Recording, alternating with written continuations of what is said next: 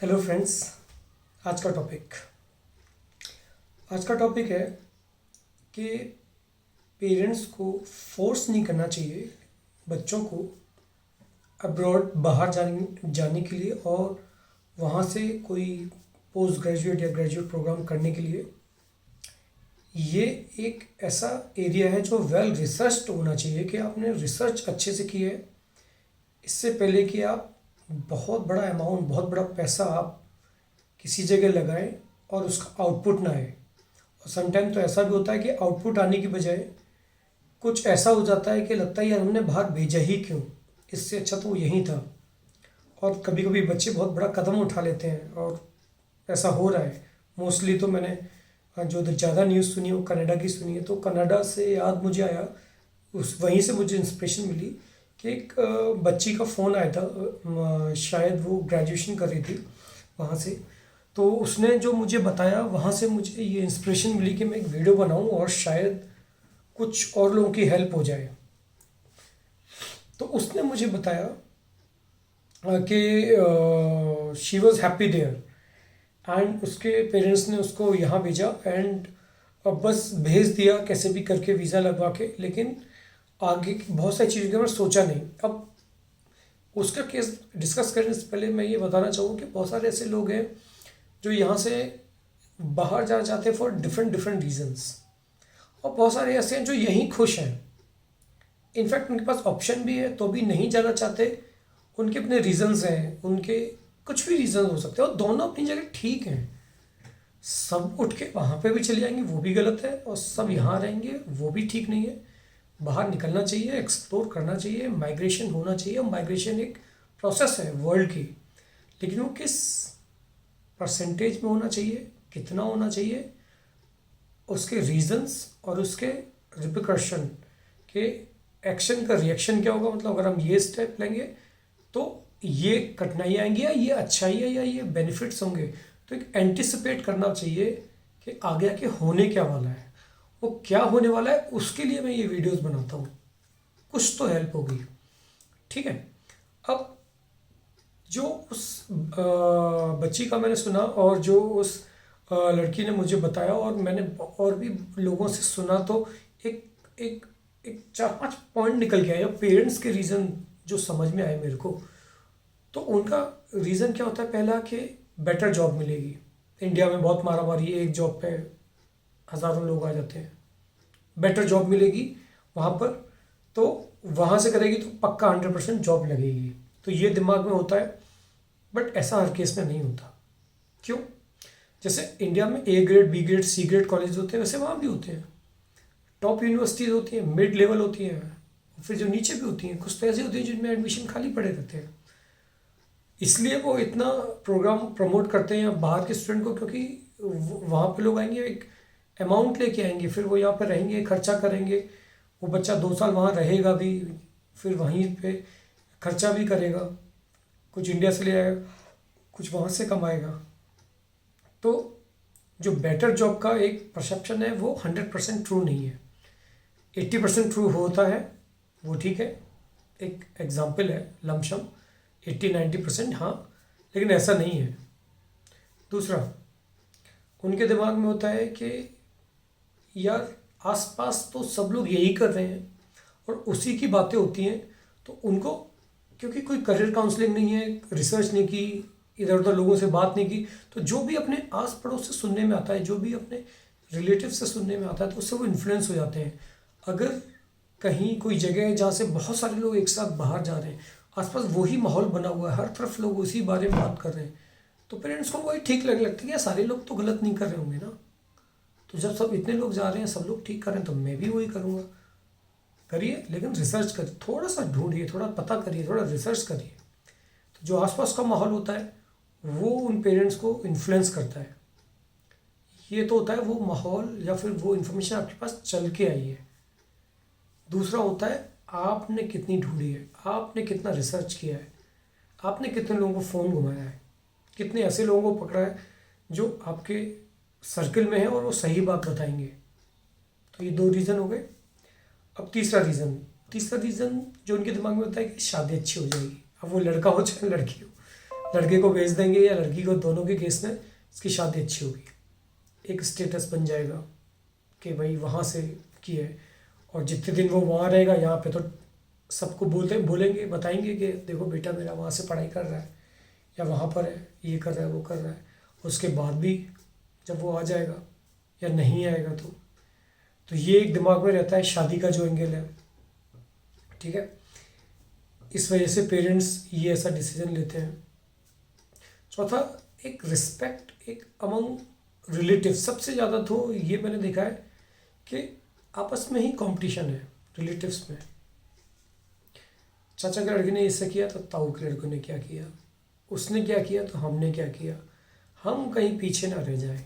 क्यों भाई, किसी ना किसी से तो आप हमेशा पीछे हो, कुछ भी कर लो, कितना भी पैसा कमा लो, किसी ना किसी से हमेशा पीछे रहोगे, ठीक है ना।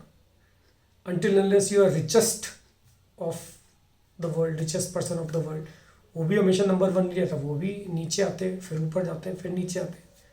तो ये तो एक पॉसिबल ही नहीं है। तो कोई ना कोई तो आगे हमेशा रहेगा। तो वो काम करना ही क्यों, वो काम करना है जो आपको आपके सिचुएशन में फिट होता है। तो ये जो मुझे पॉइंट लगे कि जिसकी वजह से पेरेंट्स इन्फ्लुएंस होके बच्चों को बोलते हैं जाने के लिए, ठीक। अब सेकंड स्टेज, बच्चा वहाँ पहुँच गया, वहाँ क्या होता है, वहाँ वो क्या फेस करता है। अगर कॉलेज अच्छा है, प्लेसमेंट्स बहुत अच्छे हैं, कॉलेज का नाम है, प्लेसमेंट बढ़िया, उससे पहले वाला बैच अच्छे से निकल गया तो बहुत बढ़िया, सब स्मूथ जा रहा है। लेकिन एक सिचुएशन ये भी होती है कि वहाँ स्ट्रगल भी आता है। अब स्ट्रगल क्या क्या आ सकते हैं, जरूरी नहीं कि आएंगे, क्या क्या आ सकते हैं। जैसे कि प्लेसमेंट है वो एवरेज है, दिखाया कुछ है कुछ। और हर कंट्री में ऐसा नहीं है जैसे इंडिया में है कि कंपनी आएंगी, आपका कैंपस में ही एग्ज़ाम कराएंगी, इंटरव्यू लेंगी, 10 20 50 सेलेक्ट करेंगी, चले जाएंगी, ऑफर लेटर देके, फिर अगले 6 महीने बाद ज्वाइनिंग होगी। नहीं, बहुत कंट्री में, मोस्ट ऑफ द कंट्री में ऐसा होता है कि वहाँ पर जॉब फेयर लगते हैं। आपने डिग्री कर लिया, आप वहाँ जॉब फेयर में जाओ, अप्लाई करो, वहाँ पर आपको कंपनी पिक कर लेंगी, आपके कैंपस में नहीं आएंगे। तो ये एक परसेप्शन है। कुछ केसेस में तो अगर इंडिया का अच्छा कॉलेज मिल जाए ना, तो इंडिया में आपको कॉलेज से ही उठा के ले जाते हैं, हाथों से आंखों पे रखते हैं कि भाई ये बंदा बुक कर दिया मैंने। एक एक बच्चे के पास 3 3 ऑफर लेटर होते हैं। समटाइम तो अलाउ नहीं करते हैं, यार तेरा हो गया, आप दूसरों को लेने दें। तो अच्छे कॉलेज में तो यहाँ कुछ चीज़ों केसेस में बेटर होता है। अब दूसरी सिचुएशन, ठीक, हाई कॉस्ट ऑफ लिविंग, वहाँ पता चलता है यार यहाँ पे तो बड़ा खर्चा हो रहा है। बच्चा बोलता है कि यार अभी तो पेरेंट्स से मंगाए थे $1000, अब फिर से मांगूंगा तो यार वो कहाँ से लाएंगे। तो पार्ट टाइम जॉब करता है तो पूरी तरह से सो नहीं पाता, या फिर हेल्थ पे लेता है, एक्स्ट्रा काम करता है, तो वो पढ़ाई का जो टाइम था वो वहाँ जा रहा है। भाई मेरे हिसाब से तो आप जब कमाना शुरू कर दो तो ढंग से शुरू करो, और जब तक पढ़ाई कर रहे हो तो ढंग से पढ़ाई करो। तो जब पढ़ाई कर रहे हो तो पूरी नॉलेज लो, पूरा अच्छे से उसको समझो, टाइम मिले तो करो। लेकिन ऐसा नहीं होना चाहिए कि पढ़ाई पीछे चली गई, पार्ट टाइम जॉब केवल वहाँ का खर्चा निकालने के लिए। तो ये भी होता है, बच्चे माँ बाप को बताते नहीं, वहाँ पार्ट टाइम जॉब कर रहे होते हैं, क्योंकि उन्हें लगता है कि यार पेरेंट्स बोलेंगे नहीं नहीं हम भेज देते हैं। अब तीसरा रीज़न, स्पेशली लड़कियों के लिए, रूम शेयरिंग। पता चलता है वहाँ पहुँच के एक एक घर में या 5 5 10 10 लोग रह रहे हैं। हो सकता है कि 5 लड़कियाँ हों या 10 लड़कियाँ हों, या ये भी हो सकता है सम टाइम तो लड़के भी शेयर कर रहे हैं, लड़कियाँ भी शेयर कर रही है। दो इसमें वैसे कुछ भी गलत नहीं है, मैं अगेंस्ट नहीं उसके, एक डिसेंसी होती है, एक लॉ एंड ऑर्डर है, ऐसा कोई प्रॉब्लम नहीं है। इट्स जस्ट दैट कि किसी किसी का कंफर्ट जोन नहीं होता कि वो अपनी प्राइवेसी भंग करे या अपना वो अलग से, लेकिन मजबूरी होती है तो हो सकता है समटाइम आपको शेयरिंग भी करनी पड़े। तो सही गलत नहीं बोल रहा हूँ मैं, ये होता है कि अगेंस्ट द चॉइस आपको हो सकता है शेयरिंग करनी पड़े। इवन अगर लड़कियों के साथ भी हो सकता है एक रूम में 3 लोग रह रहे हैं या 1 2 लोग रह रहे हैं, यहाँ हो सकता है कि वो हॉस्टल में सिंगल रूम मिल रहा हो। तो शेयरिंग का भी, हाउसिंग का इशू आता है। अब बात आती है कि वहाँ पे जो फ्रेंड्स बनते हैं वो कितने रियल बनते हैं, उनका टाइम, वो जो कॉलेज की जो यादें होती हैं, जो कॉलेज का टाइम होता है, one of the best time होता है मेरे हिसाब से, जिसमें आपकी जॉब लगी नहीं है, जॉब लगनी है, बस एक यही स्ट्रेस होता है पढ़ने का उसका।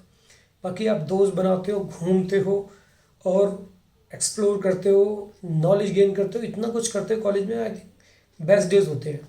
लेकिन वही बेस्ट डेज में अगर आप हॉस्टल में वहाँ पे ना रहो, बाहर रहो, या फिर अगर आप पार्ट टाइम जॉब में टाइम निकाल दो, तो आपने रियल फ्रेंड नहीं बनाए, तो वहाँ पर वो मज़ा नहीं लिया तो क्या बात, क्योंकि टाइम ही नहीं मिल रहा आपको।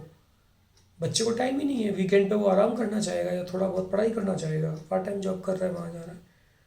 तो समटाइम बच्चा ये भी फेस करता है, यार ये क्या चल रहा है यार, जल्दी से 2 साल निकले, जॉब लगे, मैं जल्दी से मुझे यहाँ का वीज़ा मिले, सेट हो जाऊँ, जॉब कमाऊँ। तो ये भी एक रीज़न है। एक रीज़न ये होता है कि बच्चा अगर ये देख लेता है कि वहाँ पे प्लेसमेंट अच्छे से नहीं होता, थोड़ा सा डिप्रेशन में चला जाता है कि यार क्या होगा मेरा, 1 साल 2 साल बाद जब मैं निकलूँगा, जॉब नहीं मिली तो। इतना हैवी लोन जो ले रखा है, उसकी EMI एक पहले दिन ही तो 6 महीने बाद स्टार्ट हो जाएगी, 1 साल बाद स्टार्ट होगी, लेनी तो पड़ेगी ना। और जो अगर जॉब नहीं मिली तो वो उसकी वजह से बहुत सोचने लगता है, डिप्रेशन में ना चला जाए। समटाइम तो वो लोग कुछ बड़ा कदम भी उठा लेते हैं। आप सर्च करिए कितने सुसाइड के केस आते हैं कनाडा में या UK में या बाहर दूसरी कंट्रीज़ में, US में।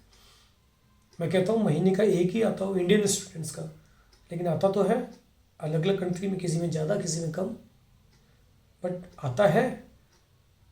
तो वो क्यों आता है? नहीं आना चाहिए, ज़ीरो होना चाहिए यार। आप कुछ करने गए हो, अगले 2 साल बाद का इतना टेंशन ले रहे हो, जॉब मिल जाती है अगर आपने अच्छे से पढ़ाई की, मेहनत की है। और कुछ भी नहीं हुआ तो आपका इधर घर है, आपको खाने को तो यहाँ भी मिलेगा यार, यहाँ भी जॉब मिलेगी, ऐसा नहीं होता। तो बच्चे ये भी इस रास्ते पे चले जाते हैं, तो ये भी देखना चाहिए पेरेंट्स को। तो बस मेरा कहने का मतलब यही था। मैं वीडियो एंड कर रहा हूँ, कंक्लूज़न निकालना चाहिए। बाहर भेजना है, बिल्कुल भेजना है, पढ़ने के लिए भेजना है। उसके बेनिफिट्स भी बहुत होते हैं कि वहाँ पे वर्क वीज़ा भी मिल जाएगा उसके बाद। एंड एक इजी तरीका है बाहर जाने का। जॉब लगने के बाद थोड़ा मुश्किल होता है इंडिया से जाना, बट ये इजी तरीका होता है। लेकिन थोड़ा रिसर्च करके भेजना है कि ये बैकफायर ना कर जाए। और दोनों पेरेंट्स एंड आपके बच्चे जिन्हें आप भेज रहे हो, एक पेज पे होने चाहिए, इन लाइन होने चाहिए, एक जगह इकट्ठे सोच के हाँ डिसीजन में दोनों एग्री करने चाहिए। That's it, that's the message. Thank you.